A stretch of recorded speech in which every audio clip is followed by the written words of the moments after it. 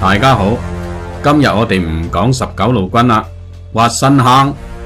等周末我哋再慢慢講我嘅家鄉同19路軍嘅古仔啦，慢慢嚟，唔使急啊吓。今日講嘅就係飛仔哥講咗好耐嘅粵人小說訓練營，今日終於開波啦！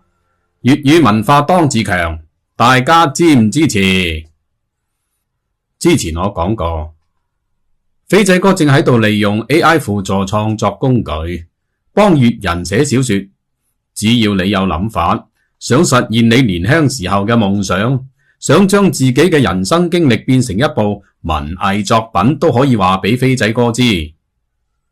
下邊呢，我哋就會嘗試海闊天空，用 AI 輔助嘅方式，開始我哋粵人嘅小說創作，將我哋粵人嘅現實生活變成具有想象成分、高於現實嘅藝術。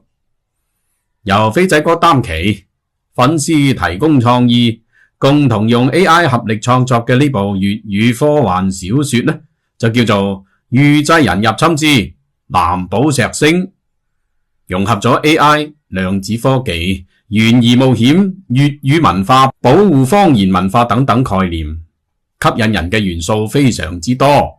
睇標題就知啦，係咪非常之新潮、懸疑驚險同科幻呢？冇錯啦，飛仔哥創作呢部小說就係致敬香港科幻小說作家倪匡嘅《衛斯理系列之藍血人》，玩嘅就係外星入侵概念啊。不過呢次入侵呢，唔係地球俾人入侵噃，而係地球人入侵人哋星球啊！大家有冇興趣睇啊？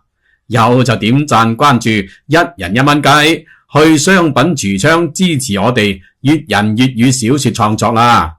咪俾啲北方人笑我哋冇文化啊！飛仔哥有個粉絲叫做陳仔，之前向我提出咗一個非常之新穎嘅概念噃，或者講係具有創造性嘅諗法。既然呢個世界已經有咗預製菜，咁如果出現一種預製人呢，唔係機器人啊吓。